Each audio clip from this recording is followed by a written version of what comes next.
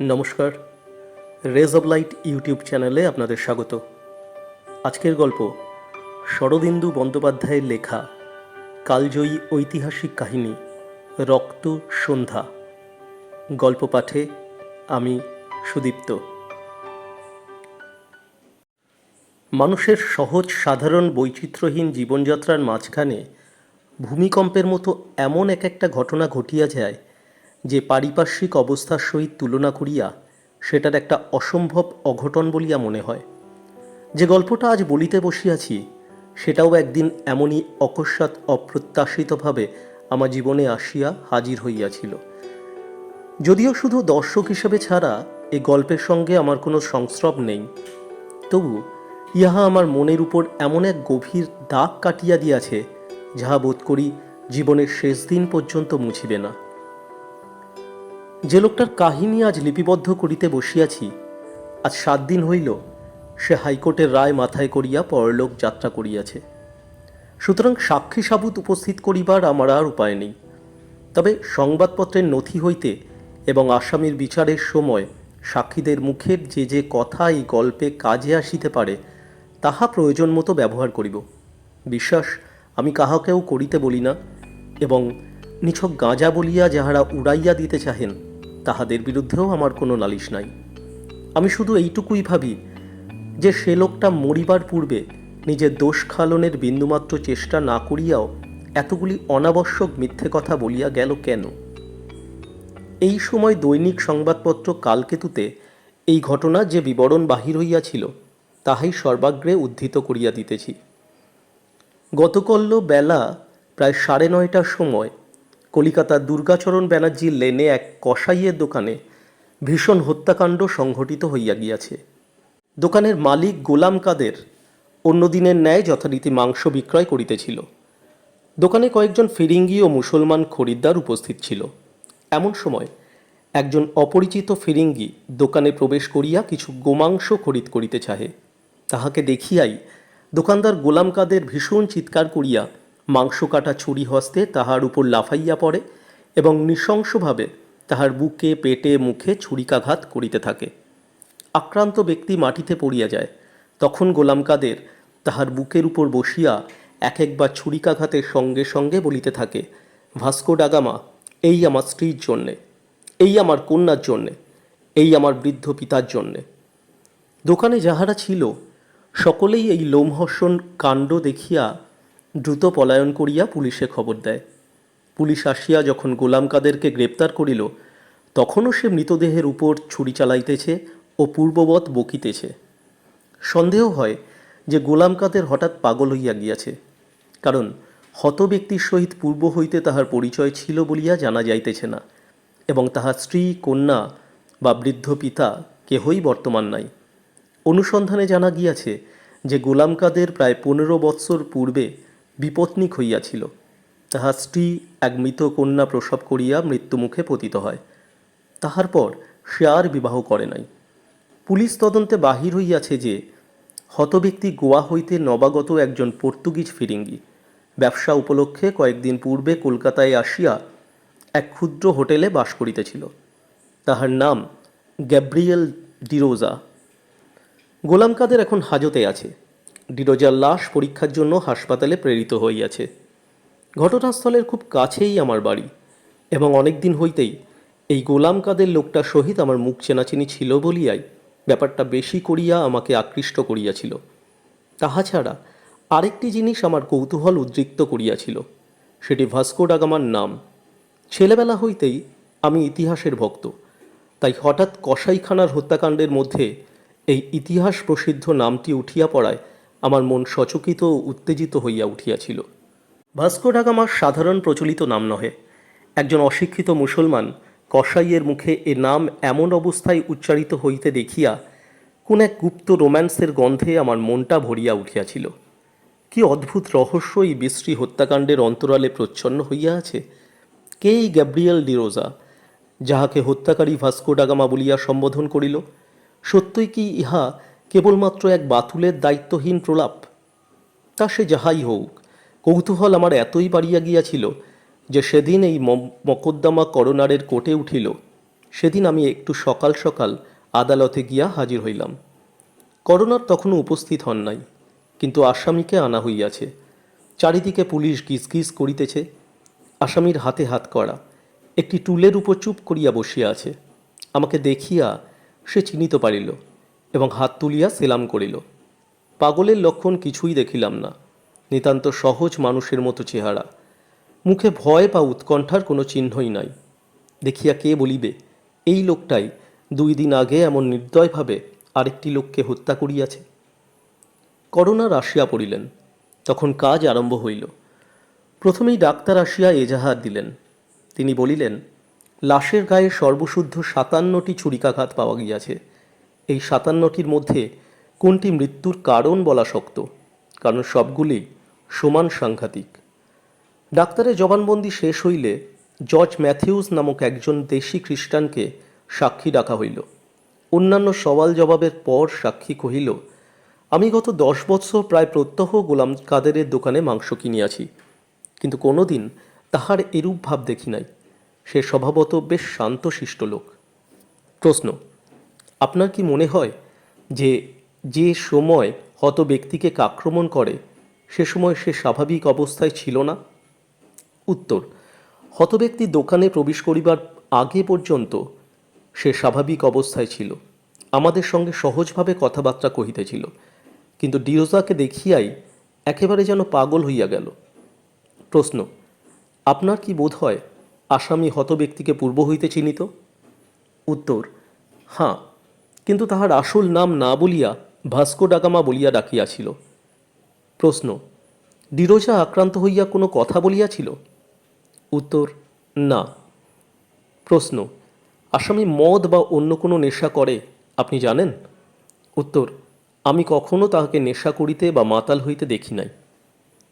প্রশ্ন, আসামির ভাবে ইঙ্গিতে কি আপনার বোধ হইয়াছিল যে সে প্রতিহিংসা চরিতার্থ করিবার জন্য ডিরোজাকে খুন করিতেছে? উত্তর, হ্যাঁ, তাহার কথায় ও মুখের ভাবে আমার মনে হইয়াছিল যে ডিরোজা পূর্বে তাহার স্ত্রী, কন্যা ও বৃদ্ধ পিতার উপর কোনো অত্যাচার করিয়া থাকিবে। জর্জ ম্যাথুসের পরে আরও কয়েকজন সাক্ষী প্রায় এই মর্মে এজাহার দিবার পর পুলিশের ডেপুটি কমিশনার এজাহার দিতে উঠিলেন। তিনি বলিলেন যে গোয়া হইতে খবর পাইয়াছেন যে ডিরোজা সেখানকার একজন ক্ষুদ্র ব্যবসায়ী, জাতিতে ফিরিঙ্গি, পর্তুগিজ, বয়স 42 বৎসর। সে পূর্বে কখনো গোয়া ছাড়িয়া অন্যত্র যায় নাই, জীবনে এই প্রথম কলিকাতায় পদার্পণ করিয়াছিল। আসামি সম্বন্ধে ডেপুটি কমিশনার বলিলেন, আসামির আত্মীয় স্বজন, স্ত্রী, পুত্র, পরিবার কেহ নাই। অনুসন্ধানে জানা গিয়াছে যে গত 30 বৎসরের মধ্যে সে কলিকাতা ছাড়িয়া কোথাও যায় নাই। তাহার বয়স অনুমান 47 বৎসর। সুতরাং ডিরোজার সহিত তাহার যে পূর্বে কখনো দেখা সাক্ষাৎ হইয়াছিল তাহা সম্ভব বলিয়া বোধ হইতেছে না। আসামি এতক্ষণ চুপ করিয়া দাঁড়াইয়াছিল। এবার সে কথা কহিল, বলিল, ডাগামাকে আমি অনেকবার দেখিয়াছি। মুহূর্ত মধ্যে ঘর একেবারে নিস্তব্ধ হইয়া গেল। করোনার ডেপুটি কমিশনারকে চুপ করিতে ইঙ্গিত করিয়া আসামিকে জিজ্ঞেস করিলেন, তুমি ডিরোজাকে পূর্ব হইতে জানো? আসামি বলিল, ডিরোজাকে আমি কখনো দেখি নাই, আমি ভাস্কো ডা গামাকে চিনি। ভাস্কো ডা গামা ছদ্মবেশে আমার দোকানে মাংস কিনিতে আসিয়াছিল। করোনার তীক্ষ্ণ দৃষ্টিতে আসামির দিকে চাহিয়া বলিলেন, আচ্ছা, ভাস্কো ডা গামাকে তুমি কোথায় দেখিয়াছ? আসামি কহিল, প্রথম দেখি কালিকটের বন্দরে, শেষ দেখি সমুদ্রের বুকের উপর। এই পর্যন্ত বলিয়া আসামি হঠাৎ থামিয়া গেল। দেখিলাম তাহার মুখ চোখ লাল হইয়া উঠিয়াছে, মুখ দিয়ে কথা বাহির হইতেছে না। সে অবরুদ্ধ কণ্ঠে একবার ইয়া খোদা বলিয়া 2 হাতে মুখ গুঁজিয়া বসিয়া পড়িল, আর কোনো কথা বলিল না। তারপর করোনার যথাসময়ে রায় দিলেন যে ক্ষণিক উন্মত্ততার বশে গোলাম কাদের ডিরোজাকে খুন করিয়াছে। কোর্ট হইতে যখন বাহিরে রাস্তায় আসিয়া দাঁড়াইলাম তখন আমার মাথার ভিতর ঝাঁ করিতেছে। কালিকট, সমুদ্রের বুকের উপর, আসামি এসব কি বলিল? আরও কত কথা, না জানি কোন অপূর্ব কাহিনী এই মূর্খ নিরক্ষর কসাই গোলাম কাদেরের বুকের মধ্যে লুকানো আছে। কারণ সে যে পাগলামির ভান করিতেছে না তাহা নিঃসন্দেহ, কোনো কথা বা কাজই তার পাগলের মতো নহে, অথচ দুই একটা অসংলগ্ন কথার ভিতর দিয়া অতীতের পর্দার একটা কোণ তুলিয়া ধরিয়া এ কি এক আশ্চর্য রূপকথার ইঙ্গিত দিয়ে গেল। ইহার পর গোলাম কাদেরের ভাগ্যে যাহা যাহা ঘটিয়াছিল তাহা বিস্তারিতভাবে বলিবার কোনো প্রয়োজন দেখিতেছি না। দায়রা সোপর্দ হইয়া মামলা হাইকোর্টে উঠিলে হাইকোর্টের জজ বাহাদুর গোলাম কাদেরকে 1 মাস ডাক্তারের নজরবন্দিতে থাকিবার হুকুম দিলেন। 1 মাস পরে ডাক্তারের রিপোর্ট আসিল। গোলাম কাদের সুস্থ সহজ মানুষ, পাগলামির চিহ্নমাত্র তাহার মধ্যে নাই। তারপর বিচারে গোলাম কাদের নিজের উকিলের পরামর্শ অগ্রাহ্য করিয়া স্পষ্ট ভাষায় বলিল, আমি খুন করিয়াছি, সেজন্য আমি বিন্দুমাত্র দুঃখিত বা অনুতপ্ত নই। আবার যদি তাহার সহিত দেখা হয়, আবার তাহাকে এমনইভাবে হত্যা করিব। হাইকোর্ট নিরুপায় হইয়া তাহার ফাঁসির হুকুম দিলেন। আমি শেষ পর্যন্ত আদালতে উপস্থিত ছিলাম। গোলাম কাদেরের জীবননাট্যে বিচারের অঙ্কটা শেষ হইয়া গেলে একটা নিঃশ্বাস ফেলিয়া বাহিরে আসিয়া দাঁড়াইলাম। বিচারে তাহার মুক্তির প্রত্যাশা কোনো দিনই করি নাই, কিন্তু তবু অকারণে মনটা অত্যন্ত খারাপ হইয়া গেল। বুকের নিভৃত স্থানে যেন একটা সংশয় লাগিয়াই রহিল যে এ সুবিচার হইল না।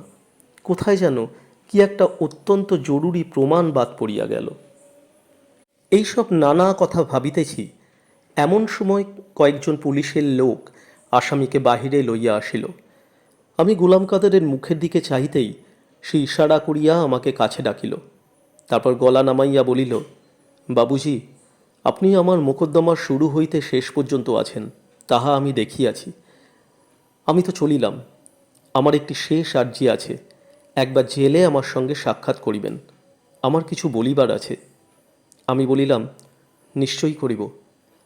গোলাম কাদের হাত করা বাঁধা 2 হাত তুলিয়া আমাকে সেলাম করিয়া জেলের গাড়িতে চড়িয়া চলিয়া গেল।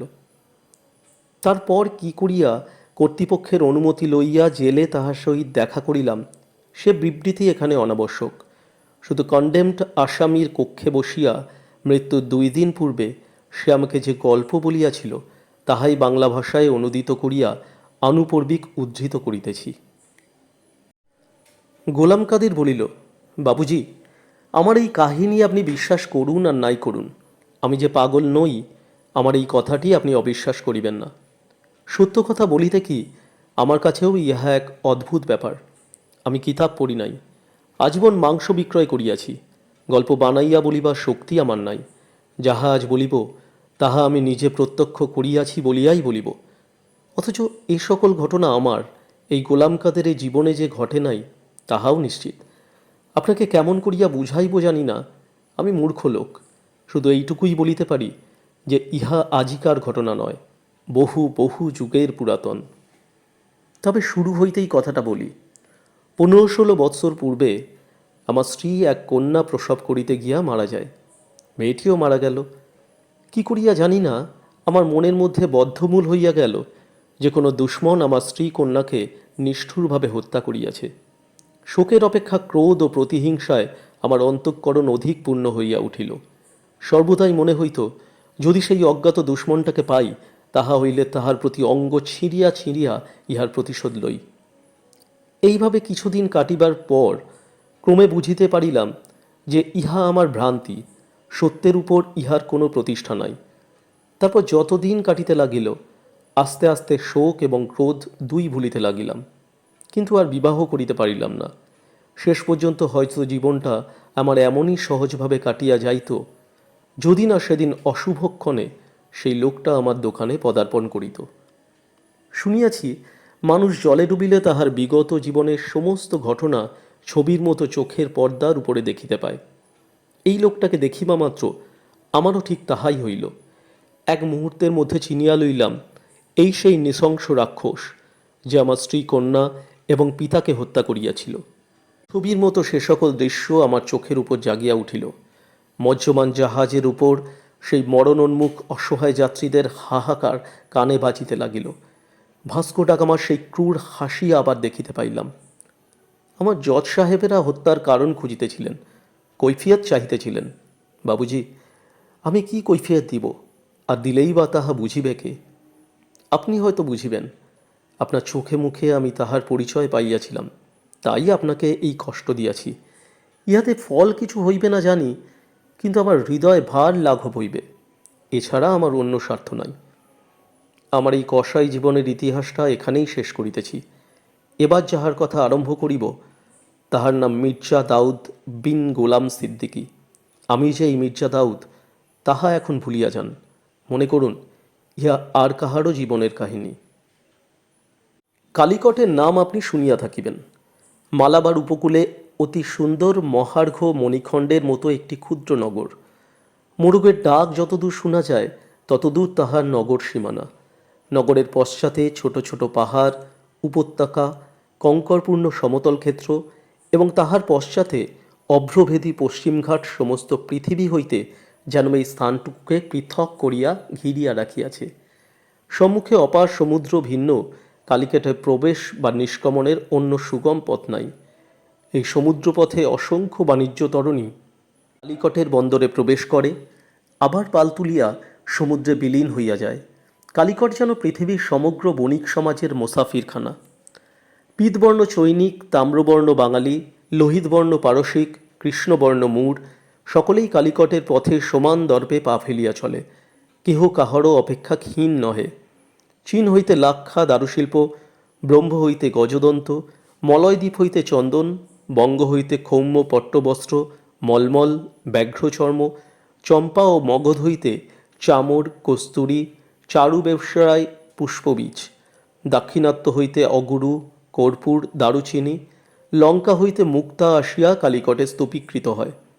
পশ্চিম হইতে তুরস্ক, পারসিক, আরব ও মূঢ় সওদাগর তাহাই স্বর্ণের বিনিময়ে ক্রয় করিয়া জাহাজে তুলিয়া কেহ বা পারস্যোপসাগরের ভিতর দিয়া ইউফ্রেটিস নদীর মোহনায় উপস্থিত হয়, কেহ বা লোহিত সাগরের উত্তর প্রান্তে নীল নদের সন্নিকটে গিয়া তরণী ভিড়ায়। তথা হইতে প্রাচীর পণ্য সমগ্র পাশ্চাত্য খণ্ডে ছড়াইয়া পড়ে। কালিকটের রাজা সামরি বাণিজ্য তরণীর শুল্ক আদায় করিয়া রাজ্যের ব্যয়ভার নির্বাহ করেন। রাজকোষ সর্বদা সুবর্ণ মণিমাণিক্যে পূর্ণ। রাজ্যে কোথাও দৈন্য নাই, অশান্তি নাই, অসন্তোষ নাই, ইতর ভদ্র সকলেই সুখী। মির্জা দাউদ এই কালিকটের একজন সম্ভ্রান্ত ব্যবসায়ী। তার 21খানি বাণিজ্য তরী আছে। হোয়াংহো হইতে নীলনদের প্রান্ত পর্যন্ত তাহার গতিবৃদ্ধি। যখন এই তরণী সকল শুভ্র পাল তুলিয়া শ্রেণীবদ্ধভাবে সমুদ্রযাত্রায় বাহিত হয়, তখন মনে হয় রাজহংস শ্রেণী পক্ষ বিস্তার করিয়া নীল আকাশে ভাসিয়া চলিয়াছে। মির্জা দাউদ জাতিতে মূঢ়। কালিকটে তাহার শ্বেত প্রস্তরের প্রাসাদ মূঢ় প্রথায় নির্মিত। সুদূর মরক্কো দেশে এখনও তাহার বৃদ্ধ পিতা বর্তমান, কিন্তু তিনি কালিকটকেই মাতৃভূমিত্বে বরণ করিয়াছেন। অনেক বৈদেশিক সওদাগরই এরূপ করিয়া থাকেন। মির্জা দাউদ ধর্মে মুসলমান হইলেও একপত্নিক। সম্প্রতি 34 বৎসর বয়সে প্রথমে একটি কন্যা জন্মিয়াছে। কন্যার জন্মদিনে মির্জা দাউদ 1,000 তোলা সুবর্ণ বিতরণ করিয়াছেন। তারপর তাহার গৃহে সপ্তাহব্যাপী উৎসব চলিয়াছিল। নগরে ধনধন্য পড়িয়া গিয়াছিল। বস্তুত মির্জা দাউদের মতো সর্বজনপ্রিয় বহু সম্মানিত ব্যক্তি নগরে আর দ্বিতীয় নাই। উচ্চ নীচ, ধনী নির্ধন সকলেই তাহাকে শ্রদ্ধা ও সম্মান করে। স্বয়ং রাজা সামরি তাহাকে বন্ধুর মধ্যে গণ্য করেন। এদিকে ব্যবসায়ে দিন দিন অধিক অর্থাগম হইতেছে। মানুষ পৃথিবীতে যাহা কিছু পাইলে সুখী হয়, কিছুরই তাহার অভাব নাই। একদিন গ্রীষ্মের সায়াহ্নে পশ্চিম দিগ্বলয় রঞ্জিত করিয়া সূর্যাস্ত হইতেছে। সমুদ্রের জল যতদূর দৃষ্টি যায় রাঙা হইয়া টলমল করিতেছে। দূর লাক্ষাদ্বীপ হইতে সুগন্ধ বহন করিয়া স্নিগ্ধ বায়ু বহিতে আরম্ভ করিয়াছে। আকাশ মেঘ নির্মুক্ত। সমস্ত দিন গরম ভোগ করিয়া নগরের নরনারী শীতল বায়ু সেবন করিবার জন্য এই সময় বন্দরের ঘাটে আসিয়া জমিয়াছে। বহুদূর পর্যন্ত বিস্তীর্ণ অর্ধচন্দ্রাকৃতি ঘাট, বড় বড় চতুষ্কোণ পাথর দিয়া বাঁধানো। পাথরের উপর সারি সারি জাহাজ বাঁধিবার লোহার কড়া। জোয়ারের সময় সমুদ্রের জল ওই ঘাটের কানায় কানায় ভরিয়া ওঠে, আবার ভাটার সময় সিক্ত বালুকা রাশি মধ্যে রাখিয়া দূরে সরিয়া যায়। এই ঘাটই নগরের কর্মকেন্দ্র। ক্রয় বিক্রয়, দরদস্তুর, আমোদ প্রমোদ সমস্তই এই স্থানে অনুষ্ঠিত হয়। তাই সকল সময় এখানে মানুষের ভিড়। সে সময় ঘাটে একটিও নবাগত কিংবা বহির্গামী বাণিজ্যতরী ছিল না। কাজকর্ম কিছু শিথিল। নাগরিকগণ নানা বিচিত্র বেশ পরিধান করিয়া কেহ সস্ত্রীক সপুত্র কন্যা পদচারণ করিতেছে, কেহ উচ্চৈস্বরে গান ধরিয়াছে, চঞ্চলমতি কিশোরগণ ছুটাছুটি করিয়া খেলা করিতেছে, আবার কেহ বা ঘাট হইতে সমুদ্রে জলে লাফাইয়া পড়িয়া সন্তরণ করিতেছে। চীনদেশীয় এক বাজিকর নানা প্রকার অদ্ভুত খেলা দেখাইতেছে। জনতার মধ্য হইতে মাঝে মাঝে উচ্চ হাসির রোল উঠিতেছে। বাজিকর একজন স্থূলকায় পৌর সিংহলিকে ধরিয়া তাহার কানের মধ্যে দৃষ্টিপাত করিয়া বলিল, তোমার মাথার মধ্যে 256টি পাথরের নুড়ি রহিয়াছে, বলো তো বাহির করিয়া দি। অমনি জনতা সোল্লাসে চিৎকার করিয়া উঠিল, বাহির করো, বাহির করো। তখন বাজিকর ক্ষিপ্রহস্তে ক্ষুদ্র চিমটা দিয়া তাহার কর্ণ হইতে সুপারির মতো বড় বড় অসংখ্য পাথর বাহির করিয়া মাটিতে স্তূপীকৃত করিল। পৌর সিংহলি বিস্ময়ে বিহ্বল হইয়া চক্ষু বিস্ফারিত করিয়া তাহা দেখিতে লাগিল। ভারী হাসির একটা ধুম পড়িয়া গেল। একজন পরিহাস করিয়া বলিল, শেঠ, তোমার মাথা যে এত নিরেট তাহা জানিতাম না। ক্রমে সূর্য অস্তমিত হইল। সমুদ্রের গায়ে সীসার রং লাগিল। দিগন্ত রেখার যে স্থানটায় সূর্য অস্ত গিয়াছিল তাহাকে কেন্দ্র করিয়া সন্ধ্যার রক্তিমাভা ধীরে ধীরে সংকুচিত হইয়া আসিতে লাগিল। এমন সময় দূর সমুদ্রবক্ষে সেই রক্তিমাভার সম্মুখে 3টি কৃষ্ণবর্ণের ছায়া আবির্ভূত হল। সকলে দেখিল 3খানি জাহাজ বন্দরের মধ্যে প্রবেশ করিতেছে। তখন জাহাজ কোথা থেকে আসিতেছে, কাহার জাহাজ, ইহা লইয়া ঘাটের দর্শকদিগের মধ্যে তর্ক চলিতে লাগিল। কেহ বলিল আরবি জাহাজ, কেহ বলিল চীনা, কিন্তু অন্ধকার ঘনাইয়া আসিতেছিল। কোন দেশীয় জাহাজ নিশ্চয়রূপে কিছু বোঝা গেল না। মির্জা দাউদ ঘাটে ছিলেন। তিনি বহুক্ষণ এক দৃষ্টে সেই জাহাজ 3টির প্রতি চাহিয়া রইলেন। ক্রমে তাহার মুখে উদ্বেগের চিহ্ন দেখা দিল। তিনি অস্ফুট স্বরে বলিলেন, পর্তুগিজ জাহাজ। কিন্তু ফিরিঙ্গি কোন পথে আসিল? তারপর গগন প্রান্তে দিবাদীপ্তি নিভিয়া যাইবার সঙ্গে সঙ্গে 3টে জীর্ণ সিন্ধু বিধ্বস্ত ক্ষুদ্র পোত ছিন্ন পাল নামাইয়া কালিকটের বন্দরে আসিয়া ভিড়িল। পরদিন প্রভাতে সূর্যোদয়ের সঙ্গে সঙ্গে মির্জা দাউদ বন্দরে আসিয়া উপস্থিত হইলেন। দেখিলেন কয়েকজন বিদেশিকে ঘিরিয়া ভিড় ভারী জমিয়া গিয়াছে। ফিরিঙ্গিগণ অপরিচিত ভাষায় কি বলিতেছে কেহই বুঝিতেছে না, এবং প্রত্যুত্তরে নানা দেশীয় ভাষায় তাহাকে প্রশ্ন করিতেছে। মির্জা দাউদ ভিড় ঠেলিয়া তাহাদের সম্মুখীন হইলেন। তাহাকে আসিতে দেখিলে সকলে অসম্মানে পথ ছাড়িয়া দিল। আগন্তুকদিগের মধ্যে একজন বলিল, এখানে পর্তুগিজ ভাষা বুঝে এমন কেহ কি নাই? আমি জামরিনের সহিত সাক্ষাৎ করিতে চাই, দোভাষী খুঁজিতেছি। মির্জা দাউদ দেখিলেন বক্তার শালপ্রাংশু বিশালদেহ এক পুরুষ, তপ্ত কাঞ্চনের ন্যায় বর্ণ, দীর্ঘ স্বর্ণাভ কেশ এবং হ্রস্ব সুচগ্র শ্বশ্রুমণ্ডিত মুখমণ্ডল। ঊর্ধ্বাঙ্গে সোনার জরির কাজ করা অতি মূল্যবান মখমলের অঙ্গরক্ষা, কোটি হইতে জানু পর্যন্ত ওই মখমলে জাঙ্গিয়া এবং জানু হইতে নিম্নে পদদ্বয় চর্মনির্মিত খাপে আবৃত। মস্তকে টুপির উপর কঙ্কপত্র বক্রভাবে অবস্থিত। এই পুরুষের সহিত অন্য 5-6 জন যাহারা রহিয়াছে তাহারাও প্রায় অনুরূপ বেশধারী, সকলের কটিবন্ধে তরবারি। মির্জা দাউদ এই প্রধান পুরুষের আপাদমস্তক নিরীক্ষণ করিয়া গম্ভীর স্বরে কহিলেন, আমি পর্তুগিজ ভাষা বুঝি। নবাগত কিছুক্ষণ স্থির দৃষ্টিতে মির্জা দাউদের মুখের প্রতি চাহিয়া রহিল। তাহার মুখ অন্ধকার হইল। সে ধীরে ধীরে কহিল, তুমি দেখিতেছি মূঢ়। এই 3টি শব্দের অন্তর্নিহিত যে সুতীক্ষ্ণ ঘৃণা তাহা মির্জা দাউদকে বিদ্ধ করিল। তিনিও মনোগত বিদ্বেষ গোপন করিবার চেষ্টা না করিয়াই কহিলেন, হ্যাঁ, আমি মূঢ়। তোমরা দেখিতেছি পর্তুগিজ, জলদস্যু। তোমাদের সহিত পরিচয় আমার প্রথম নহে, কিন্তু ফিরিঙ্গির সঙ্গে আমাদের সদ্ভাব নাই। এতক্ষণে দ্বিতীয় একজন পর্তুগিজ কথা কহিল। তাহার বয়স অল্প। উদ্ধত কণ্ঠে বলিল, মূঢ় কুকুরের সহিত আমরা সদ্ভাব রাখি না। মূঢ়ের উচ্ছেদ করাই আমাদের ধর্ম। নিমেষ মধ্যে মির্জা দাউদের কোটি হইতে ছুরিকা বাহির হইয়া আসিল। 2 চক্ষু জ্বলিয়া উঠিল। কিন্তু পরক্ষণেই আগন্তুকদিগের প্রধান ব্যক্তি হাত তুলিয়া তাহাকে নিরস্ত করিল। বিনীত স্বরে বলিল, মহাশয়, আমার এই স্পর্ধিত সঙ্গীকে ক্ষমা করুন। আপনি মূঢ় এবং আমরা পর্তুগিজ বটে, কিন্তু আমরা উভয়েই ব্যবসায়ী, জলদস্যু নহি। অন্যত্র যাহাই হোক, এখানে আমার সহিত আপনাদের বিবাদ নাই, বরঞ্চ আপনার হৃদ্যতা লাভ করিলেই আমরা কৃতার্থ হইব।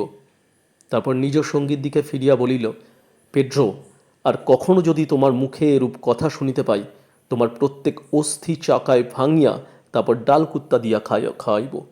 ভয়ে পেড্রোর মুখ পিতবর্ণ হইয়া গেল, কিন্তু তথাপি সে কম্পিত বিদ্রোহের কণ্ঠে কহিল, আমি সত্য কথা বলিতে ভয় করি না। মূঢ় মাত্রই আমাদের ঘৃণার পাত্র। আপনি নিজেও তো মূঢ়কে। তাহার কথা শেষ হইবার পূর্বেই প্রথম ব্যক্তি বিদ্যুতের মতো দুই হাত বাড়াইয়া তাহার কণ্ঠ চাপিয়া ধরিল। বজ্রমুষ্টিতে নিঃশব্দে কিছুক্ষণ তাহার কণ্ঠনালী চাপিয়া থাকিবার পর ছাড়িয়া দিতেই পেড্রো হতজ্ঞান হইয়া মাটিতে পড়িয়া গেল। তাহার প্রতি আর দৃকপাত না করিয়া প্রথম ব্যক্তি মির্জা দাউদের দিকে ফিরিয়া ঈষৎ হাস্যে কহিল, মিথ্যাবাদীর দণ্ডদান ধার্মিকের কর্তব্য। এখন দয়া করিয়া আমার সহিত জামরিনের নিকট গিয়া আমার নিবেদন তাহাকে বুঝাইয়া দিলে আমার নিকট চিরকৃতজ্ঞ রহিব। বলিয়া মাথার টুপি খুলিয়া আভূমি লুণ্ঠিত করিয়া অভিবাদন করিল। দর্শকবৃন্দ, যাহারা পর্তুগিজ ভাষা বুঝিল না, তাহারা অবাক হইয়া এই দুর্বোধ্য অভিনয় দেখিতে লাগিল। মির্জা দাউদ আগন্তুকের মিষ্ট বাক্যে ভুলিলেন না, অটল হইয়া দাঁড়াইয়া রইলেন। শেষে ধীরে ধীরে কহিলেন, ফিরিঙ্গি, তুমি অতি ধূর্ত। কি জন্য সামরির রাজ্যে আসিয়াছ সত্য বলো। বাণিজ্য করিতে। খ্রিস্টান, আমি তোমাদের চিনি। কলহ তোমাদের ব্যবসায়, লোভ তোমাদের ধর্ম, পরশ্রী কাতরতা তোমাদের স্বভাব। এ রাজ্যে কলহ বিদ্বেষ নাই।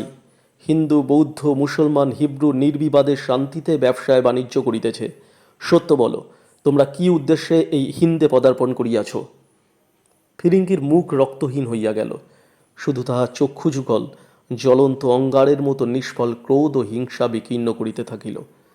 কিন্তু পরক্ষণেই আপনাকে সংবরণ করিয়া সে কণ্ঠ বিলম্বিত সুবর্ণ ক্রুশ হস্তে তুলিয়া বলিল, এই ক্রুশ স্পর্শ করিয়া সত্য কহিতেছি, সকলের সহিত সদ্ভাব রাখিয়া বাণিজ্য করা ব্যতীত আমাদের আর কোনো উদ্দেশ্য নাই। ক্ষণকাল নিঃশব্দে তাহার মুখের উপর দৃষ্টি নিবদ্ধ রাখিয়া মির্জা দাউদ কহিলেন, তোমার কথা বিশ্বাস করিলাম। চলো, সামরির প্রসাদে তোমাদের লইয়া যাই। তখন বিদেশীরা মির্জা দাউদের অনুসরণ করিয়া রাজপ্রাসাদ অভিমুখে চলিল। পেড্রোর সংজ্ঞাহীন দেহ ঘাটের পাথরের উপর মৃতবৎ পড়িয়া রহিল। প্রাসাদে উপস্থিত হইয়া সামরির সম্মুখে নতজানু হইয়া তাহার বস্ত্রপ্রান্ত চুম্বন করিয়া পর্তুগিজ বণিকদের অধিনায়ক বলিল, আমার নাম ভাস্কো ডা গামা। আমি পর্তুগালের রাজদূত। আপনার নিকট কালিকটে বাণিজ্য করিবার অনুমতি প্রার্থনা করিতেছি। এই বলিয়া পর্তুগাল রাজপ্রেরিত মহার্ঘ উপঢৌকন সকল সামরিক সম্মুখে স্থাপন করিতে সঙ্গীগণকে ইঙ্গিত করিল। মুখে যাহাই বলুন, সন্দেহ এবং অবিশ্বাস মির্জা দাউদের অন্তর হইতে দূর হইল না। তিনি ফিরিঙ্গিকে পূর্ব হইতেই চিনিতেন, মূঢ় মাত্রেই চিনিত। স্বদেশে বহু সংঘর্ষের ভিতর দিয়া এই পরিচয় ঘনিষ্ঠ হইয়াছিল। তাহারা জানিত যে ফিরিঙ্গি অতিশয় অর্থলিপ্সু ও ভোগলুব্ধ। ইহাদের জন্মভূমি অর্থপ্রসূ নহে, তাই অন্যের জন্য ইহাদিগকে দৈহিক ও মানসিক কঠোরতার মধ্যে জীবনযাপন করিতে হয় বটে, কিন্তু এই জন্যই ইহারা অপেক্ষাকৃত ধনী মুসলমানদিগকে অত্যন্ত ঈর্ষা করে। পরের উন্নতি তাহাদের চক্ষুশূল। কোথাও একবার ধনরত্ন ঐশ্বর্যের সন্ধান পাইলে ইহাদের লালসা ও ক্ষুধা এত উগ্র নির্মম হইয়া উঠেছে, কোনো মতে সেখানে প্রবেশ লাভ করিয়া নিজেকে একবার ভালো রূপে প্রতিরূপ করিতে পারিলে শত্রু মিত্র নির্বিচারে সকলের উপর দুর্বিনীত বাহুবল, স্পর্ধা ও জুলুম প্রকাশ করিতে পারে। ইহারা নিরতিশয় কলহপ্রিয় ও বুদ্ধ যুদ্ধ নিপুণ। স্বার্থ রক্ষার জন্য এমন কাজ নাই যাহা ইহারা পারে না, এবং স্বজাতির স্বার্থবর্ধনের জন্য প্রাণ পর্যন্ত উৎসর্গ করিতে ইহারা তিলমাত্র কুণ্ঠিত নহে। পর্তুগাল হইতে সমুদ্রপথে আফ্রিকা প্রদক্ষিণ করিয়া আজ পর্যন্ত কেহ ভারতবর্ষে আসে নাই। এ পথ এতদিন অজ্ঞাত ছিল। ভাস্কো ডা গামা সেই পথ ইউরোপীয়দের জন্য উন্মুক্ত করিয়া দিয়া বহু নতুন সম্ভাবনা ও দুর্ভাবনা সৃষ্টি করিল। সম্প্রতি ভাস্কো ডা গামার উদ্দেশ্যও নিশ্চয়ভাবে বোঝা যায় না, অথচ উদ্ধত ও কটুভাষী পেড্রোর কণ্ঠরোধ করিয়া সে যে একটা গূঢ় অভিপ্রায় গোপন করিয়া গেল, তাহাতেও বুঝিতে মির্জা দাউদের বিলম্ব হইল না। শঙ্কা ও সংশয়ের মেঘে তাহার মন আচ্ছন্ন হইয়া রহিল। পর্তুগিজগণ কালিকটে বাস করিতে লাগিল এবং দিন দিন নূতন পণ্যে তরণী পূর্ণ করিতে লাগিল। অতি অপদার্থ পণ্য দ্বিগুণ চতুর্গুণ মূল্য দিয়া কিনিতে লাগিল।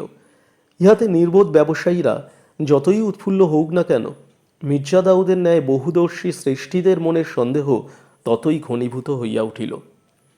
উচিত মূল্যের অধিক মূল্য দিয়া পণ্য ক্রয় করা ব্যবসায়ীর স্বভাব নহে, অথচ নবাগতরা অব্যবসায়ী বা নির্বোধ নহে।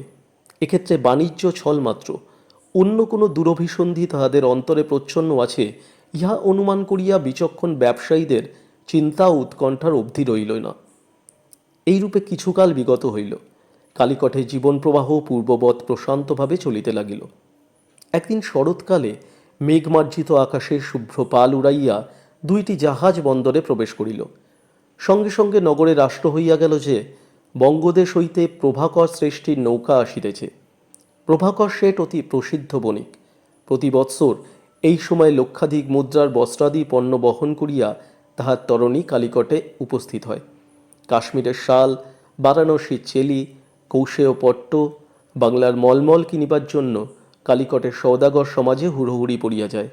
এত সুন্দর এবং এত মূল্যবান বস্ত্র কেহই আনিতে পারে না, সেজন্য প্রভাকরের এত খ্যাতি।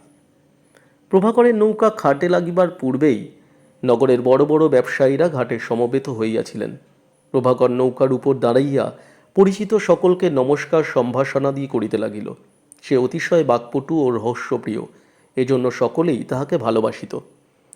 হিব্রু মুসা ইব্রাহিম তাহাকে ডাকিয়া বলিলেন, প্রভাকর, এবার তোমার দেরি দেখিয়া আমরা ভাবিয়াছিলাম বুঝি আর আসিলে না। পথে তোমাদের সুন্দরবনের কুমির তোমাকে পেটে পুড়িয়াছে। প্রভাকর হাসিয়া বলিল, মুসা সাহেব, পেটে পুড়িলেও কুমির আমাকে হজম করিতে পারিত না। এই যে মির্জা সাহেব, আদাব আদাব, শরীর গতিক সব ভালো তো? এবার আপনার ফরমাসে জিনিস সমস্ত আনিয়াছি, কত লইতে পারেন দেখিব। আপনার কোমরে তলোয়ারখানি নতুন দেখিতেছি, দামাস্কাসের বুঝি? আমার কিন্তু একজোড়া চাই। গৌরেশ্বরের কাছে বাক্যদত্ত হইয়াছি। ভালো কথা, পথে আসিতে শ্রীখণ্ডের নিকট আপনার জবদ্বীপ যাত্রী জাহাজের সঙ্গে দেখা হইয়াছিল। খবর সব ভালো। হায়দার মুস্তাফা যে ইতিমধ্যে কয়টি শাদী করিলে। এবার কিন্তু ইস্পাহানি আঙুরের রস না খাওয়াইলে বড়ই অন্যায় হইবে। জাম্বো, শাখালুর মতো দাঁত বাহির করিয়া হাসিস না, দইটা ধর। নৌকা বাঁধা হইলে প্রভাকর ঘাটে নামিয়া সকলের সহিত আলিঙ্গনাদি করিল। তখন মির্জা দাউদ জিজ্ঞাসা করিলেন, প্রভাকর, কি কি সওদা আনিলে? প্রভাকর বলিল, এবার যে মলমল আনিয়াছি মির্জা সাহেব, তেমন মলমল আজ পর্যন্ত কখনো চোখে দেখেন নাই। মাকড়সার চালের চেয়েও নরম, কাশফুলের চেয়েও হালকা, মুঠির মধ্যে 150 গজ কাপড় ধরা যায়। কিন্তু এক থান কাপড়ের দাম 5 তোলা সোনা, তার কমে দিতে পারিব না। কোচিনে 4 তোলা পর্যন্ত দিতে চাহিয়াছিল, আমি লই নাই। শেষে কি লোকসান দিয়া ঘরে ফিরিব? শেটনি তাহা হইলে আমার মুখ দেখিবে না। মির্জা দাউদ হাসিয়া বলিলেন, তা না দেখুক, তোমার মুখ না দেখিলেও শেটনির কোনো লোকসান হইবে না। এখন তোমার সওদা দেখাও। প্রভাকর বলিল, বলেন কি মির্জা সাহেব, লোকসান হইবে না? শেটনির এখন যৌবনকাল, কাঁচা বয়স। এখন স্বামীর মুখদর্শন না করিলে জীবন যৌবন সমস্তই লোকসান হইয়া যাইবে যে। ভালো কথা, গতবারে শুনিয়াছিলাম আপনার বিবি সাহেবা নাকি অসুস্থ, তা কোনো শুভ সংবাদ আছে নাকি? মির্জা দাউদ বলিলেন, খোদার দয়ায় একটু মেয়ে হইয়াছে। প্রভাকর বলিল, এত বড় আনন্দের সংবাদ এতক্ষণ চাপিয়া রাখিয়াছিলেন? আমাদের দেশে বলে, মেয়ে হইলে পিতার পরমায়ু বৃদ্ধি হয়। তাহা হইলে আজ রাত্রে আপনার দৌলতখানায় আমার নিমন্ত্রণ রহিল। দেশে কুক্কুটাদি ভোজনের সুবিধা হয় না, দুষ্প্রাপ্যও বটে, আর ব্রাহ্মণগুলো বড়ই গণ্ডগোল করে। ও বাবা, এটি আবার কে? মির্জা সাহেব, এরকম পোশাক পরিচ্ছদ তো কখনো দেখি নাই, ইহারা কোথা হইতে আসিল? মির্জা দাউদ ফিরিয়া দেখিলেন ভাস্কো ডা গামা 2 জন সহচর সঙ্গে সেই দিকে আসিতেছে। ইতিমধ্যে কালিকটের পথে ঘাটে 2 জনের দেখা সাক্ষাৎ হইয়াছিল বটে, কিন্তু কোনো পক্ষই সৌহার্দ্য বর্ধনের আগ্রহ দেখা যায় নাই, বরঞ্চ উভয়ে উভয়কে যথাসম্ভব এড়াইয়া চলিয়াছেন। প্রভাকরের প্রশ্নের উত্তরে মির্জা দাউদ কহিলেন, ইহারা প্রত্যগীচ, ক্রমে পরিচয় পাইবে। ইত্যবসরে প্রভাকরের নৌকা হইতে পণ্য সামগ্রী সকল পরিদর্শনের জন্য ঘাটে নামানো হইতেছিল। সওদাগরেরা ভিড় করিয়া তাহাই দেখিতেছিলেন। মির্জা দাউদও সেই সঙ্গে যোগ দিলেন। অন্য দিক হইতে ভাস্কো ডা গামাও আসিয়া মিলিত হইল। মলমলের নমুনা দেখিয়া মির্জা দাউদ কহিলেন, অতি উৎকৃষ্ট মলমল। প্রভাকর, এ জিনিস কত আনিয়াছ? প্রভাকর সগর্বে বলিল, পুরা এক জাহাজ। দাউদ কহিলেন, ভালো, আমি এক জাহাজই লইলাম, দরদামের কথা আজ রাত্রে স্থির হইবে। ভাস্কো ডা গামা এরূপ অপূর্ব সূক্ষ্ম মলমল পূর্বে কখনো দেখে নাই। বস্তুত এত মহার্ঘ মর্মল পারস্য দেশ ভিন্ন অন্য কোথাও যাইত না। পর্তুগাল, স্পেন, ফ্রান্স প্রভৃতি পাশ্চাত্য দেশে যাহা যাইত, তাহা অপেক্ষাকৃত নিকৃষ্ট শ্রেণীর মলমল। ডাকামার অন্তর লুব্ধ হইয়া উঠিল। পোপ এবং রাজা ইমানুয়েলকে নজর দিতে হইলে ইহা অপেক্ষা উৎকৃষ্ট বস্তু আর কি আছে? সে বলিল, এ মলমল আমি কিনিব। মির্জা দাউদ হাসিয়া বলিলেন, আর উপায় নেই, এই মলমল আমি কিনিয়াছি। ডাকামা প্রভাকরের দিকে ফিরিয়া বলিল, আমি অধিক মূল্য দিব। মির্জা দাউদ কহিলেন, অধিক মূল্য দিলেও পাইবে না, এ মলমল এখন আমার। ডাকামা সেদিকে কর্ণপাত না করিয়া প্রভাকরকে লক্ষ্য করিয়া বলিল, আমি দ্বিগুণ মূল্য দিব। মির্জা দাউদ বিরক্ত হইয়া কহিলেন, শতগুণ দিলেও আর পাইবে না। ডাকামা বিদ্যুৎ বেগে মির্জা দাউদের দিকে ফিরিল, কর্কশ কণ্ঠে বলিল, মূঢ়, চুপ কর, আমি মালের মালিকের সহিত কথা কইতেছি। প্রভাকর বুদ্ধিমান। মির্জা দাউদ তার পুরাতন খরিদ্দার, অথচ এই ব্যক্তিকে সে চেনেও না। সে বলিল, উনিই এখন মালের মালিক, আমি কেহ নহি। উনি যদি আপনাকে বিক্রয় করিতে ইচ্ছা করেন, করিতে পারেন। ডাকামার অশিষ্ট কথায় কিন্তু মির্জা দাউদের মুখ ক্রোধে কৃষ্ণবর্ণ হইয়া উঠিয়াছিল। তিনি তিক্ত কণ্ঠে বলিলেন, ডাকামা, পূর্বেও বুঝিয়াছিলাম, কিন্তু আজ তোর প্রকৃত স্বরূপ ধরা পড়িল। ব্যবসায় তোর ভান মাত্র, তুই তস্কর, নচেত অনুচিত মূল্য দিয়া বাণিজ্য নষ্ট করিবি কেন? আহত ব্যাঘ্রের মতো গর্জন করিয়া ভাস্কো ডা গামার নিজ কোটি হইতে তরবারি বাহির করিল। দন্তে দন্ত ঘর্ষণ করিয়া ক্রোধ কষায়িত নেত্রে কহিল, স্পর্ধিত মূঢ়, আজ তোর রক্তে তরবারির কলঙ্ক ধৌত করিব। মির্জা দাউদ তরবারি নিষ্কর্ষিত করিয়া কহিলেন, বর্বর ফিরিঙ্গি, আজ তোকে জাহান্নামে পাঠাইব। মুহূর্ত মধ্যে ব্যাক্র জনতা চতুর্দিকে সরিয়া গিয়া মধ্যে বৃত্তাকৃতি স্থান জুজুৎসুদের জন্য ছাড়িয়া দিল। শান্তিপূর্ণ বাণিজ্যকেন্দ্র হইলেও এরূপ ব্যাপার কালিকটে একান্ত বিরল নহে। কলহ যখন তরবারি পর্যন্ত পৌঁছায়, তখন তাহা ভঞ্জন করিবার প্রয়াস যে শুধু নিষ্ফল নহে, অত্যন্ত বিপজ্জনক, তাহা কাহারও অবিদিত ছিল না।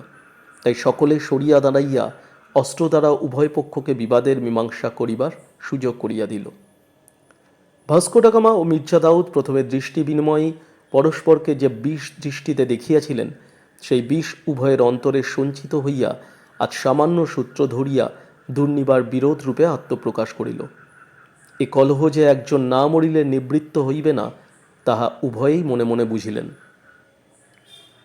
নিস্তব্ধ জনতার কেন্দ্রস্থলে অসিধারী দুইজন দাঁড়াইলেন।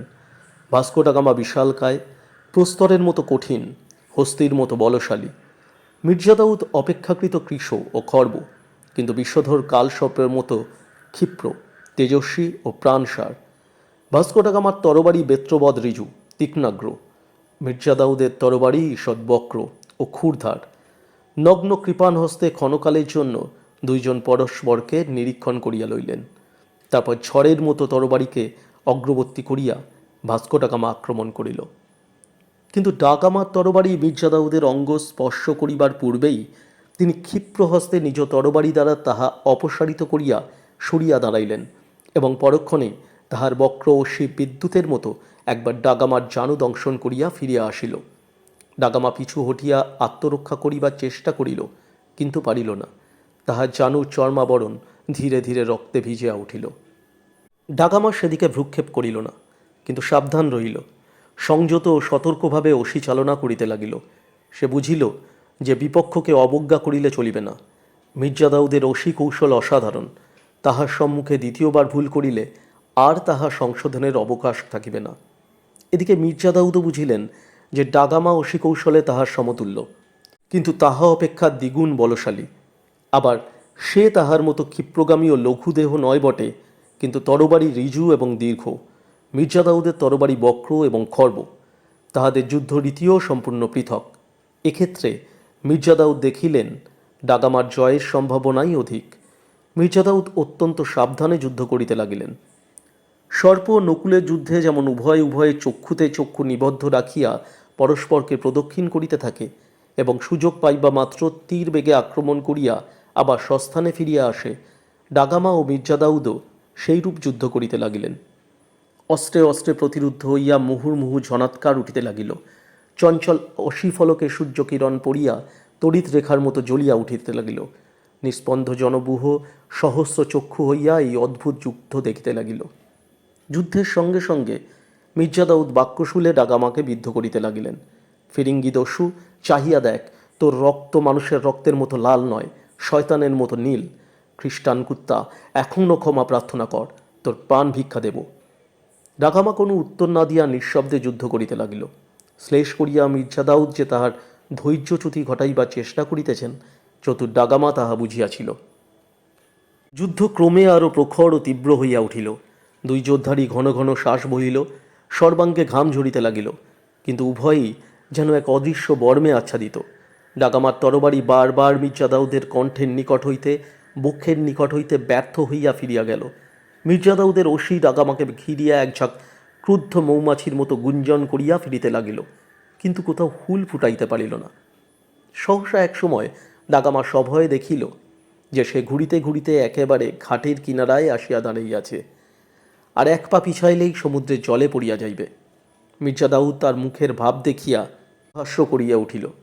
বিদ্রুপ বিষাক্ত কণ্ঠে বলিলেন, ফিরিঙ্গি, আজ তোকে ওই সমুদ্রের জলে চুবাইব, তারপর মরা ইঁদুরের মতো তোর রাজা ইমানুয়েলের কাছে তোকে বকশিস পাঠাইয়া দিব।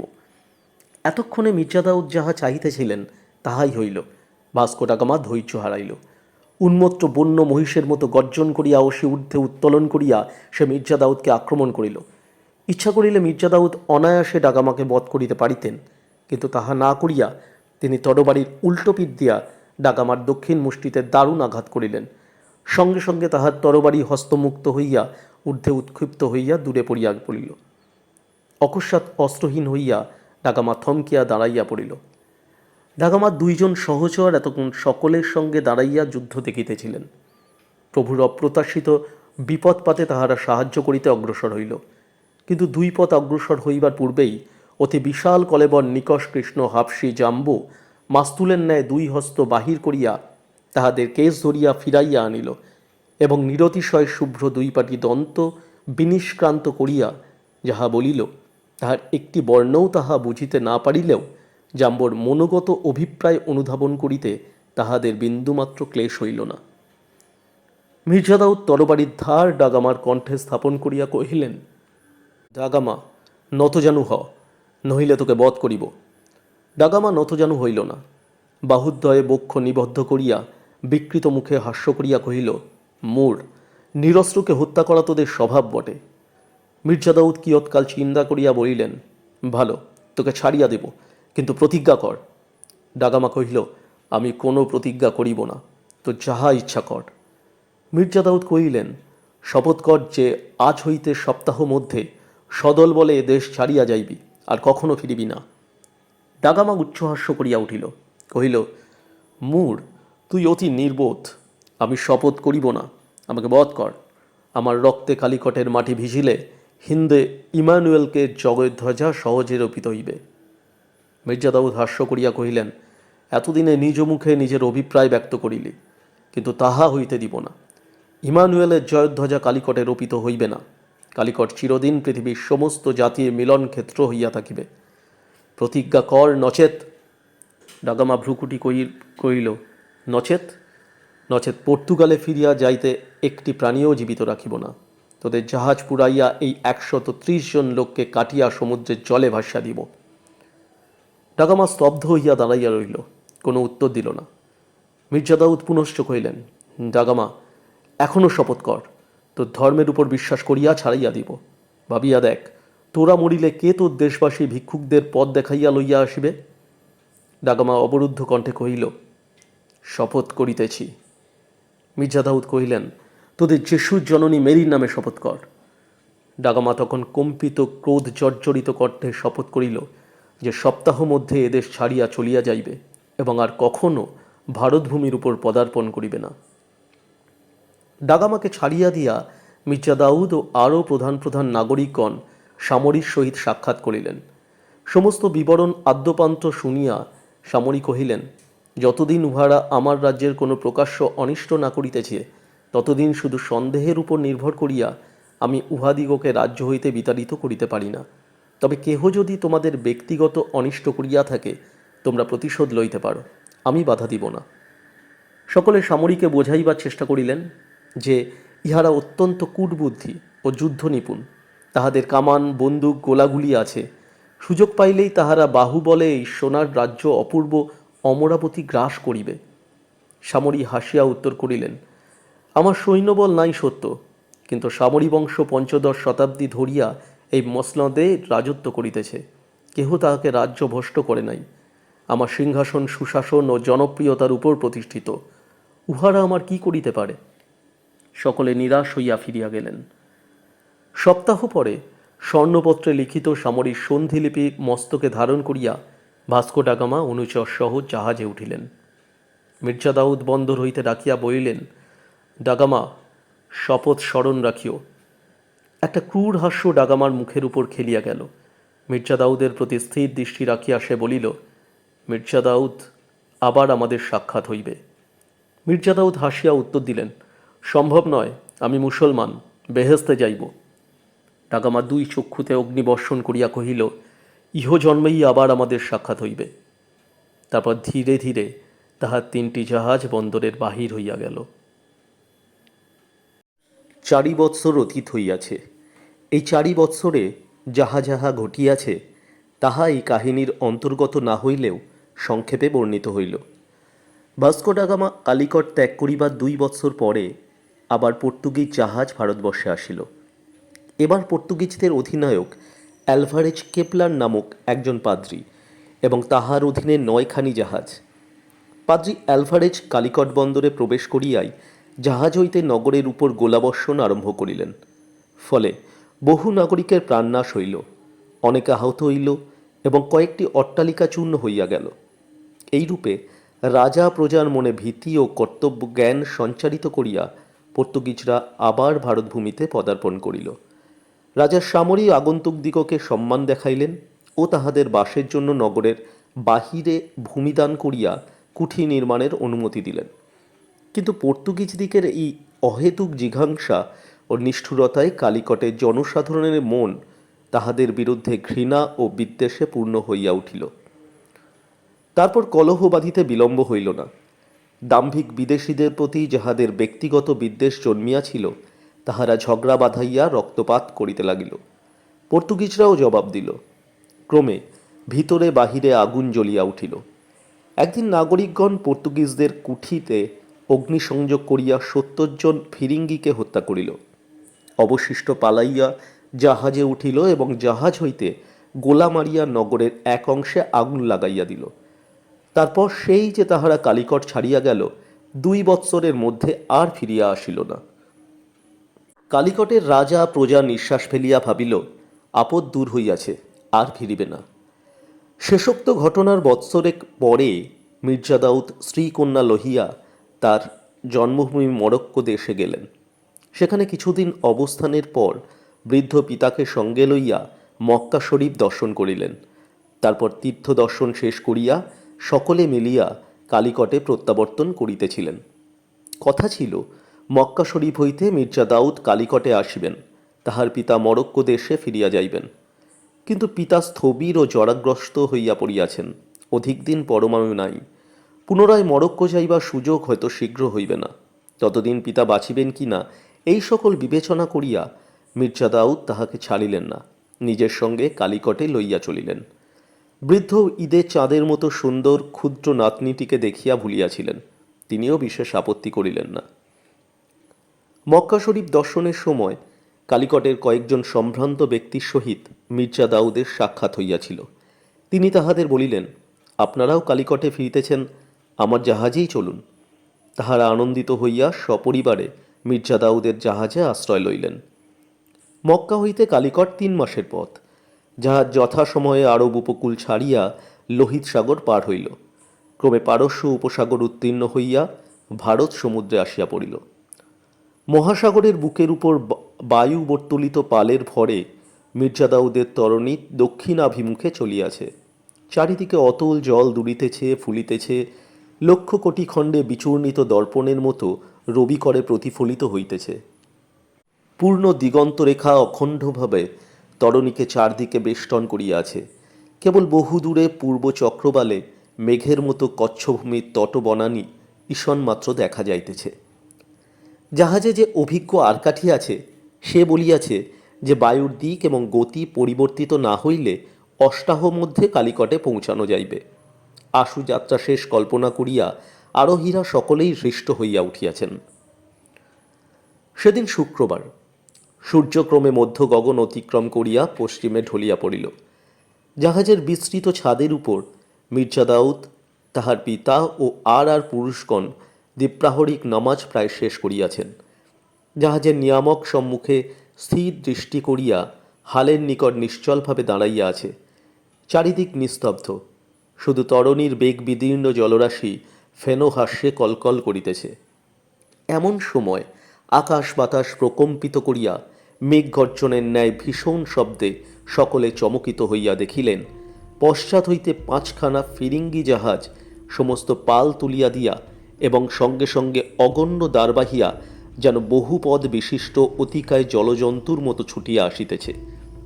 অতর্কিতে এত নিকটে আসিয়া পড়িয়াছে যে জাহাজের মানুষগুলোকে পর্যন্ত স্পষ্ট দেখা যাইতেছে। এই আকস্মিক দৃশ্য দেখিয়া সকলেই বুদ্ধিভ্রষ্টের মতো সেই দিকে নিষ্পলকভাবে তাকিয়া রইলেন।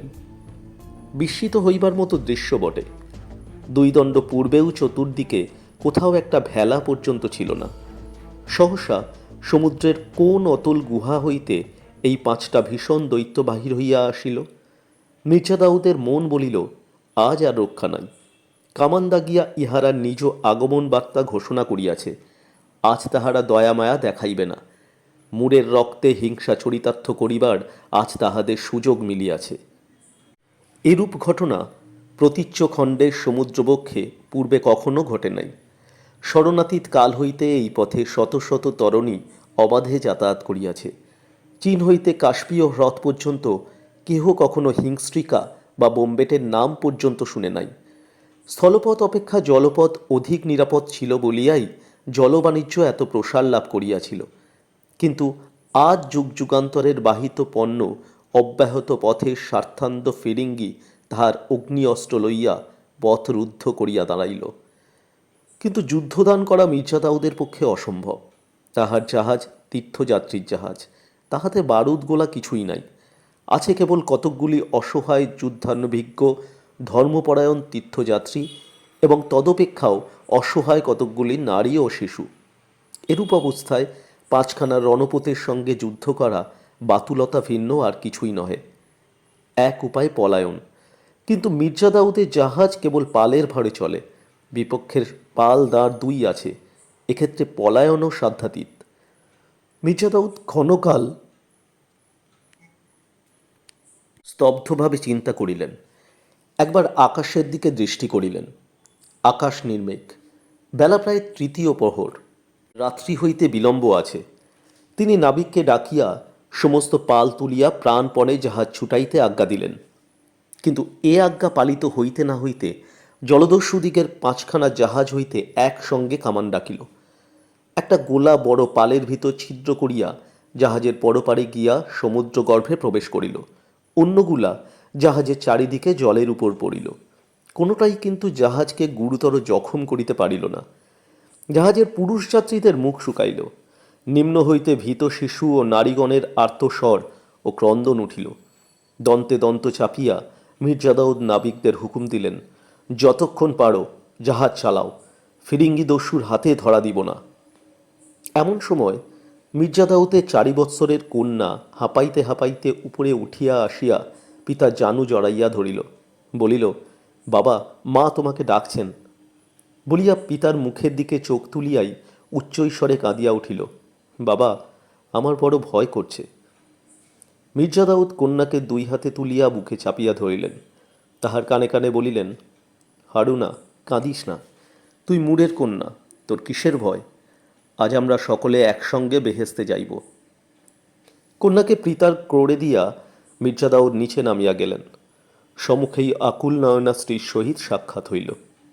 নিজ কোটি হইতে ক্ষুদ্র মাণিক্য খচিত ঝুরিকা পত্নীর হস্তে দিয়া সংযত কণ্ঠে কহিলেন, সালেহা, বোধহয় আজ অন্তিমকাল উপস্থিত হইয়াছে।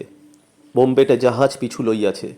যদি উহারা এ জাহাজে পদার্পণ করে, এ ছড়ি নিজের উপর ব্যবহার করিও, তার পূর্বে কিছু করিও না, আর অন্যান্য স্ত্রীলোকদের আশ্বাস দিও অকারণে ভয় না পায়।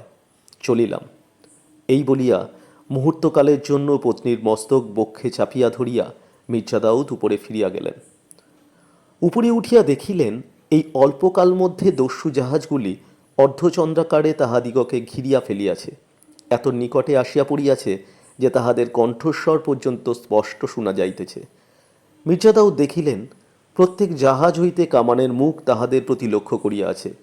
এত নিকট হইতে এবার আর লক্ষ্যভ্রষ্ট হইবে না। মির্জা দাউদের পিতা আসিয়া বলিলেন, দাউদ, আর উপায় নাই, ধরা না দিলে জাহাজ ডুবি হইয়া মরিতে হইবে। মির্জা দাউদ কহিলেন, ধরা দিলেও নিশ্চয় মরিতে হইবে, তাহার অপেক্ষা ডুবিয়া মরাই শ্রেয়। পিতা বলিলেন, সে কথা ঠিক, কিন্তু সঙ্গে শিশু ও স্ত্রীলোক রহিয়াছে, তাহাদের রক্ষা করিবার চেষ্টা করা কি উচিত নহে? মির্জা দাউদ কিয়ৎকাল চিন্তা করিয়া কহিলেন, কিন্তু দস্যুরা শিশু ও নারীদের দয়া করিবে কি? বরঞ্চ। পিতা কহিলেন, ফিরিঙ্গি অর্থলোভী, অর্থের বিনিময়ে তাহাদের ছাড়িয়া দিতে পারে। অন্যান্য পুরুষগণ বৃদ্ধের বাক্য সমর্থন করিলেন। মির্জা দাউদ তখন কহিলেন, ভালো, চেষ্টা করিয়া দেখা যাক। ঠিক এই সময় একখানা জাহাজ হইতে আবার কামান দাগিল। এবার গোলার আঘাতে প্রকাণ্ড মাস্তুল পাল শুদ্ধ মর্মর শব্দে ভাঙিয়া পড়িল এবং সঙ্গে সঙ্গে স্তূপীকৃত পালের কাপড়ে আগুন লাগিয়া গেল। রমণীরা এতক্ষণ পর্যন্ত আব্রু রক্ষা করিয়া জাহাজের খোলের মধ্যেই ছিল, কিন্তু এবার আর লজ্জার বাধা মানিল না। সন্তানবতীরা সন্তান কোলে লইয়া, যাহাদের সন্তান নাই তাহারা যে যেমনভাবে ছিল, উচ্চ ঈশ্বরে কাঁদিতে কাঁদিতে উপরে উঠিয়া আসিল। সকলেই ভয় বেউহালা। কেহ ঊর্ধ্বমুখী নতজানু হইয়া ঈশ্বরের নিকট প্রাণের আকুল আবেদন জানাইতে লাগিল। কেহ শিশু সন্তানকে দুই হাতে উচ্চে তুলিয়া ধরিয়া জলদস্যুদিগকে দেখাইয়া তাহাদের কৃপা আকর্ষণের চেষ্টা করিতে লাগিল। এদিকে পালের আগুন ক্রমে বাড়িয়া উঠিয়া জাহাজময় ব্যাপ্ত হইবার উপক্রম করিল। পুরুষগণ তখন সমুদ্র হইতে জল তুলিয়া অগ্নি নির্বাপনের চেষ্টা করিতে লাগিলেন। বহু কষ্টে অনেক জল ঢালবার পর অগ্নি নির্বাপিত হইল। তখনকার মতো জাহাজ রক্ষা পাইল। একখানা ফিরিঙ্গি জাহাজ মির্জা দাউদের জাহাজের একেবারে পাশে আসিয়া পড়িয়াছিল। মাত্র 100 গজের ব্যবধান। কামান ঘুরাইয়া তাহারা আবার গোলা ছড়িবার উদ্যোগ করিতেছিল। তখন মির্জা দাউদ উচ্চকণ্ঠে তাহাদিগকে ডাকিয়া কহিলেন, গোলা ছুড়িও না, আমরা আত্মসমর্পণ করিতেছি। কামান ছাড়িয়া তাহারা উল্লাসধ্বনি করিয়া উঠিল। তাহাদের মধ্যে একজন, বোধহয় সেই প্রধান নাবিক, কহিল, তোমাদের জাহাজে যত অস্ত্র আছে জলে ফেলিয়া দাও, নইলে কামান ছুড়িব। মির্জা দাউদ কহিলেন, আমাদের সঙ্গে কোনো অস্ত্র নাই, ইহা তীর্থযাত্রীর জাহাজ, যাহা কিছু ধনরত্ন সঙ্গে আছে দিতেছি, আমাদের ছাড়িয়া দাও। এইরূপ কথাবার্তা হইতেছে, এমন সময় আক্রমণকারী জাহাজের ভিতর হইতে একজন পুরুষ উপরে উঠিয়া আসিল। অতি মহার্ঘ বেশভূষায় সজ্জিত বিশাল দেহ এক পুরুষ। তাহাকে দেখিয়া মির্জা দাউদের বুকের রক্ত সহসা যেন স্তব্ধ হইয়া গেল। চিনিলেন ভাস্কো ডা গামা। তাহার মুখের ওপর কৃষ্ণ কাল সর্পের মতো হিংসা যেন কুণ্ডলিত হইয়া আছে। মির্জা দাউদকে দেখিয়া ভাস্কো ডা গামা হাসিল। মাথার কঙ্কপত্রযুক্ত টুপি খুলিয়া তাহা আভূমি সঞ্চারিত করিয়া বলিল, মির্জা দাউদ, আজ সুপ্রভাত। স্মরণ আছে বলিয়াছিলাম আবার দেখা হইবে? মির্জা দাউদের মুখ দিয়া সহসা কথা বাহির হইল না। ভাস্কো ডা গামা তখন পূর্বোক্ত প্রধান নাবিকের দিকে ফিরিয়া কঠোর কণ্ঠে কহিল, ক্যাপ্টেন, কামান নীরব কেন? আমার হুকুম কি ভুলিয়া গিয়াছ? ভীত ক্যাপ্টেন কহিল, প্রভু, উহারা ধনরত্ন দিয়া পরিত্রাণের আর্জি করিতেছে। দুই জাহাজ ক্রমে আরও নিকটবর্তী হইতেছিল। ডা গামা আবার মির্জা দাউদের দিকে ফিরিয়া শ্লেষ তীক্ষ্ণ কণ্ঠে বলিল, মূর, ধনরত্ন দিয়া প্রাণ ভিক্ষা চাও? মির্জা দাউদ কহিলেন, নিজের প্রাণ ভিক্ষা চাহি না, আমাদের সর্বস্ব লইয়া বৃদ্ধ নারী ও শিশুদের ছাড়িয়া দাও। ডা গামা শত্রুর লাঞ্ছনার রস অল্প অল্প করিয়া পান করিতে লাগিল।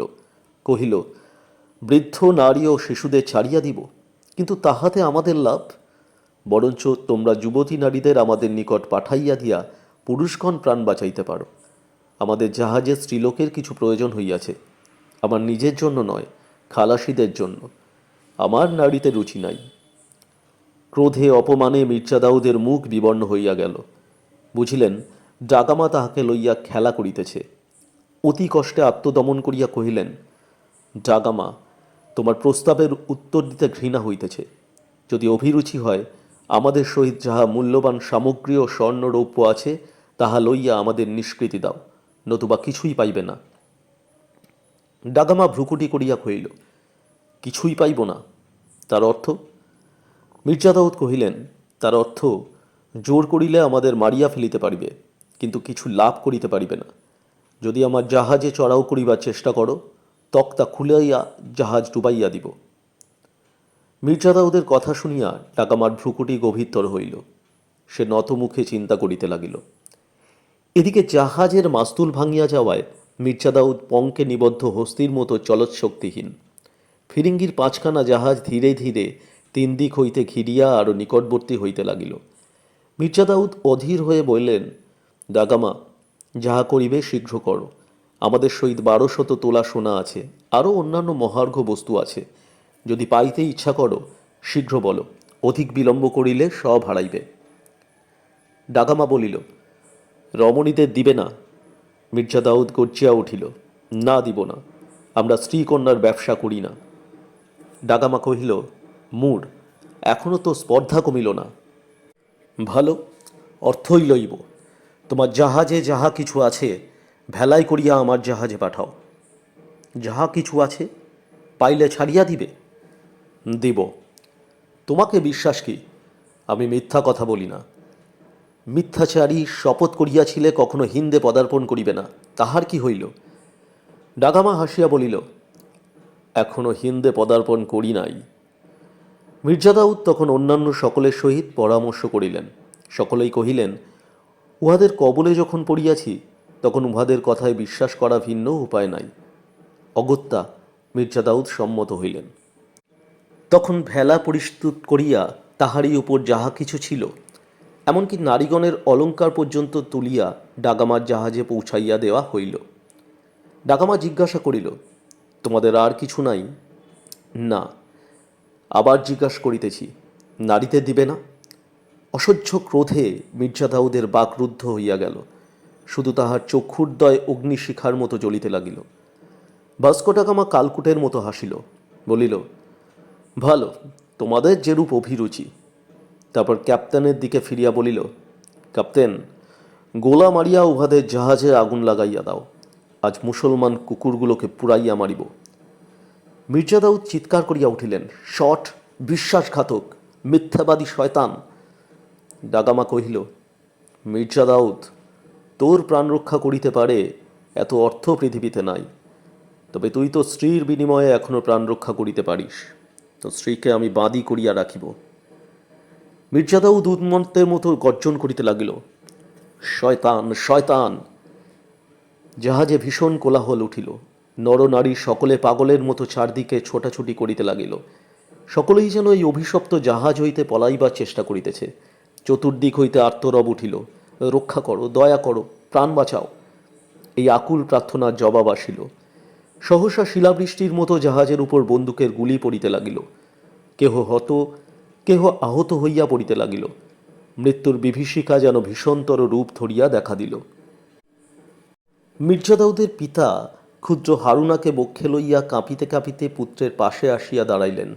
স্খলিত কণ্ঠে একবার শুধু ডাকিলেন, দাউদ। দুর্দম আবেগে মির্জা দাউদ একসঙ্গে পিতা ও কন্যাকে জড়াইয়া ধরিলেন। এমন সময় লাজ লজ্জা বিসর্জন দিয়া সালেহা আসিয়া স্বামীর হস্ত ধরিয়া দাঁড়াইলেন। মির্জা দাউদ বাষ্পাচ্ছন্ন চোখে একবার তিনজনের মুখের দিকে চাহিলেন। তারপর অবরুদ্ধ স্বরে কহিলেন, পিতা, ঈশ্বর কি নাই?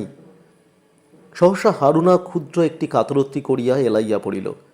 দ্রুত কন্যাকে নিজের ক্রোড়ে লইয়া মির্জা দাউদ দেখিলেন তাহার দেহে প্রাণ নাই। নিষ্ঠুর গুলি তাহার বক্ষে প্রবেশ করিয়াছে। তারপর দ্রুত অনুক্রমে স্ত্রী ও পিতা গুলির আঘাতে মাটিতে পড়িয়া গিয়া মরণ যন্ত্রণায় ছটফট করিতে লাগিল। ভাস্কো ডাকামা তখন স্বয়ং ধূমায়িত বন্দুক হাতে করিয়া পিশাচের মতো উচ্চ হাসি হাসিতেছে। সূর্য তখন পশ্চিম দিগন্ত রেখা স্পর্শ করিয়াছে। আকাশ এবং সমুদ্র তপ্ত রক্তের মতো রাঙা হইয়া উঠিয়াছে, সাগরবক্ষে সূর্যাস্ত হইতেছে। এইবার 5খানা জাহাজ হইতে এককালে কামান ডাকিল। গোলার সংঘাতে শীতার্ত বৃদ্ধের মতো মির্জা দাউদের জাহাজখানা কাঁপিয়া উঠিল। পালের কামড়ে দপ করিয়া আবার আগুন জ্বলিয়া উঠিল। ধীরে ধীরে টলিতে টলিতে জাহাজ নিমজ্জিত হইতে লাগিল। আবার কামন গর্জিল। এবার জাহাজের সম্মুখ দিকটা ছিন্ন ভিন্ন হইয়া গেল। কলকল শব্দে জল ঢুকিতে লাগিল। তারপর নিমেষের মধ্যে সমস্ত শেষ হইয়া গেল। আরোহীদের মিলিত কণ্ঠ হইতে এক মহা হাহাকার ধ্বনি উঠিল। জ্বলন্ত জাহাজ অকস্মাৎ জীবৎপথ সোজা দাঁড়াইয়া উঠিল। তারপর সবেগে সমুদ্র গর্ভে প্রবেশ করিল। যাত্রীদের উত্থিত কণ্ঠস্বর স্তব্ধ হইয়া গেল। মুহূর্ত পূর্বে যেখানে জাহাজ ছিল সেখানে আবর্তিত তরঙ্গ শীর্ষ জলরাশি ক্রীড়া করিতে লাগিল। ফিরিঙ্গি জাহাজগুলির চিত্রার্পিতবৎ স্তব্ধ হইয়া দাঁড়াইয়া রইল। প্রায়ান্ধকারে তাহাদিগকে যেন অন্য জগতের কোনো ভৌতিক তরণীর মতো দেখাইতে লাগিল। ক্ষণকাল পরে সান্ধ্য নীরবতা বিদীর্ণ করিয়া ভাস্কো ডা গামার জাহাজ হইতে দামামা ও তুর্য বাজিয়া উঠিল। সূর্য তখন সমুদ্র পাড়ে অস্তমিত হইয়া অন্য কোন নূতন গগনে উদিত হইয়াছে।